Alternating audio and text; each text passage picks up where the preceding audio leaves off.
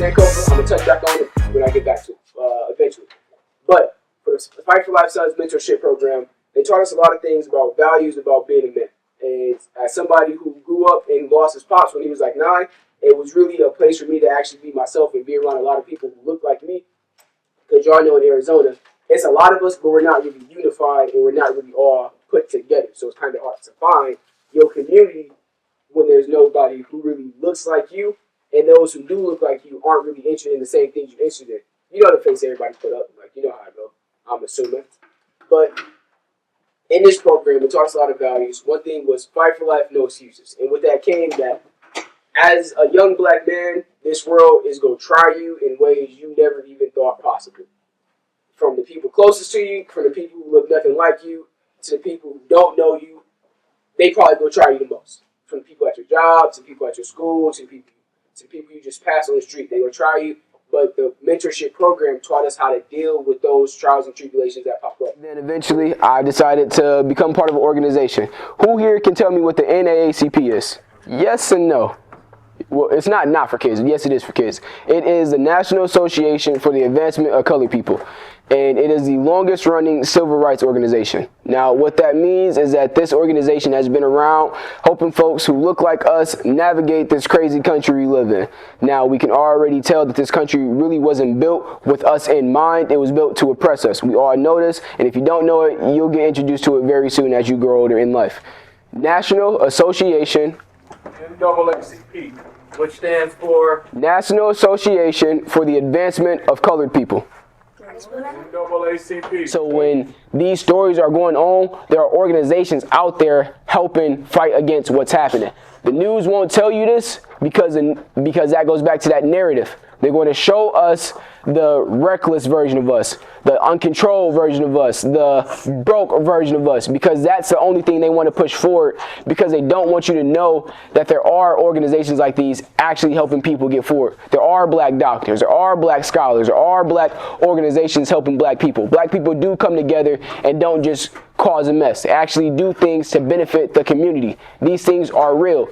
Just as much as the danger is real, the hope is real as well. And it's important that you keep hope alive by any means necessary, because black joy is something that the system cannot deal with. It can deal with black anger.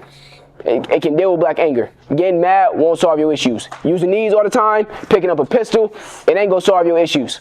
I guarantee you, it's just gonna create a cycle of pain and a cycle of trauma. I know it because I've seen it. I got family members who did it. I got friends who did it. I heard stories of cousins who told me their stories about how they grew up with guns and stuff on the table, drugs on the table. This stuff is real. But it's important for you to change that mindset, of you to realize, nah, I don't want to live that narrative. To use these examples as examples to say, do better, to change your life. Because if you can change your life, you won against the system. You won against the country. Even if it's by being stable enough to like, all right, I got a house, my family's taken care of, I'm taken care of, mentally, physically, spiritually. Even if we don't have the most financially, there are other things in this world besides money. You cannot save your people by using the tools of the oppressor. I'm going to say that again. I want y'all to write this down. You cannot save your people using the tools of the oppressor. Anybody got an idea why that is? What's an oppressor? Oppressor? That's a great question. I'm happy you asked that. Oppressor is somebody who benefits off of keeping you down, keeping you in poverty, keeping you poor, keeping you unable to take care of yourself. There's somebody who, you know what I mean, you kind of hit it on the nose. A person in power doing whatever they can to keep the people who don't have power out of power. Does that look like anything y'all see on TV for those who can't directly relate to it? Does it look like anything you might have seen on TV or heard your cousins talking about or family? And if it is no, then count yourself lucky. You have privilege. That is a privilege to not have to deal with that on a day-to-day basis. Oftentimes for those who look like us, we don't really get those privileges. Now, think about that. They wouldn't allow us to read, but they gave us a Bible. There's a reason when you turn on your TV, you see NLE Chopper, you see YNW Melly. Yeah. You see all these people towing guns, doing drugs, got the baddest of women, got all this luxury money, because they want you to focus on money, drugs, women, and just focus on that, because that lifestyle leads you to an early grave, or it leads you to a path of hating yourself or hating your people.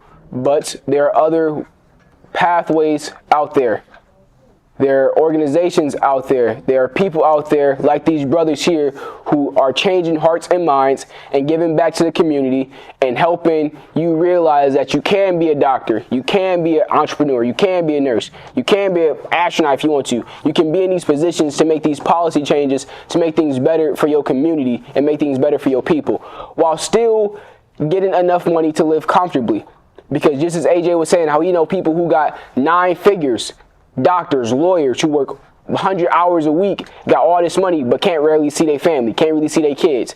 It's because the system we live in is focused on making sure you target money and riches over community and values and self. And self is really one of the most important things, because if you lose yourself and you lose your mind, that is another lost mind, young black body, young black boy lost to the system. The system doesn't have to murder you like it did Trayvon Martin to kill you. The system doesn't have to lynch you like it did Emmett Till to kill you. The system can get you to work a job, not care about your people, and just get money, get riches, and that will kill your soul. The system can get you to live on a corner, tote guns, sell drugs, and that's the system killing you because you're not using your mind, you're not using your soul, you're lost. There's a very distinct difference between knowing yourself and just living by how the system allows you to live. I got a question for you, bro. Yeah. If you could tell these young dudes one thing about the program that they need to take from it to be a successful young man as yourself, what would you tell them? Community. Easy. Community. Our greatest resource is community. Nobody got where they at being alone. All these people y'all are mentioning did not get there alone. All these people that y'all mentioned had a community behind them, pushing them forward, that they poured into them as well. Because you have to look to your left and right and realize that these brothers are all you go have. You go meet some along the way, you go lose some along the way, but these brothers in your community are all you're going to have. Community is the most important thing you can take away from these programs. Knowing how to look after your brother, knowing how to look after yourself, knowing how to give space for one another to just be. Because there will come a time, a point in your life, I don't know if y'all face it yet, y'all pretty young, but you go look in the mirror one day. You're going to look in the mirror and you're going to stare at that face. And you're going to not really recognize that man one day. And it's important before you start to critique and kind of mold yourself into being somebody that you first allow that man to just be. You got to allow that man to just exist and stare at him and look at your face without trying to fix nothing, without trying to make yourself look a certain way, without having to wear a mask or be anybody else. You have to allow yourself to be. And then when you allow yourself to be first and you understand who you're looking at, that allows you to pick up the pen and write your own story and transform into somebody who you want to be. Everybody who y'all just named had that moment in their life where they looked at the mirror and either didn't like what they seen, hated what they seen, didn't really care for what they seen, but they realized that they wanted to be something. The biggest thing I want y'all to take away from this conversation is, one, understand yourself. Understand yourself when you look in the mirror and allow yourself to be whoever you are. And if you want to change that person, you have to do the work yourself to change. 2, when you see your brothers, your sisters going through something and they're trying to change themselves, come from a place of understanding first. Oftentimes, as black men, our first reaction to things are either indifference or anger. We have to make sure that we are giving space for one another to actually progress in life. Not everybody's on the same level. And the third thing, community. This world is going to tear you down, it's going to beat you down, it's going to do whatever it can to destroy you. Look out for one another, look out for yourself, and pour into your community, because we cannot save ourselves with just money and riches alone. We have to use those money and riches to pour back into our community, pour back into our schools, pour back into our people. We have to get into these positions of power like the first black senator, like Martin Luther King Jr. We have to get into these positions and actually pour back into our community and pour back into our people without becoming sellouts. I want y'all to really recognize that when you get into these positions of power, because odds are a lot of y'all in this room are going to be successful young men. It's just a fact. You're going to be successful young men. When you become these successful men, it's important that you turn around and give back to your people and don't forget where you came from. When you get to these positions of power and you become successful, you have to turn around and pull people up and help them get to the position you're at. And that ties me back to Sankofa. Sankofa is an African bird I learned back when I was in Fight for Life, and it's a bird that it has like a long neck and it reaches back around and it kind of like plucks stuff up from the dirt and like feeds its children and stuff. And that's all about going back and each one teach one. You go far so you can pull your community further. Has anybody ever heard the African proverb?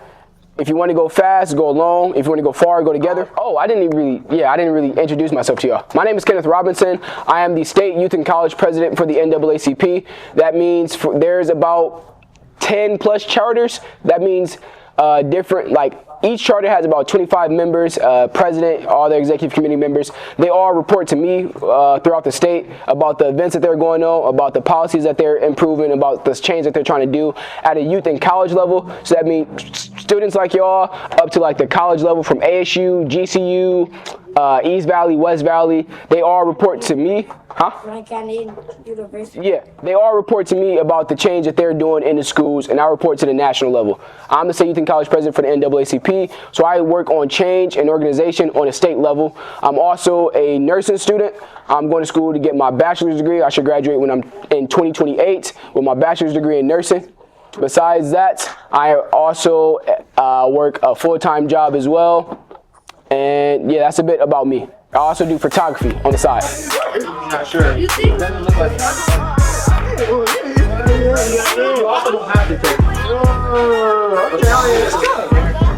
I need one of those.